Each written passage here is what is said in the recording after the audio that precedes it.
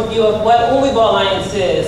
Essentially, it's an organization that was founded. It's part of a movement that started decades ago when the first Igbos began to come to Illinois, to the Chicago area. And so what you see here, myself, Chime, and the people that are participating in this show, we are the children of those Igbos who became very active, who came together, who started several organizations in the Chicago area. They enrolled us in dance classes, traditional dance. They took us to parties, and we came to know each other through those events. So Umu Igbo Alliance was formed from a vision that we wanted to continue to promote and preserve our culture and our rich heritage.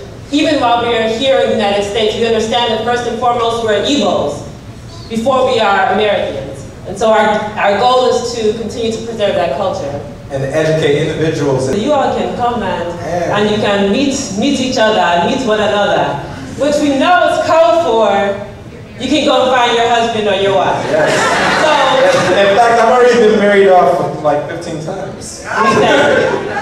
So we know that that's one of the perhaps unspoken reasons, but we know that it's in our parents' minds when they're thinking about Umu Igbo Alliance, they're already playing matchmaker. So let me just put that out there, because if they're not going to tell us, at least we already know, those of us who are experiencing that right now. What you see tonight, you'll be educated, you'll be entertained, and with that, we want to keep the show going.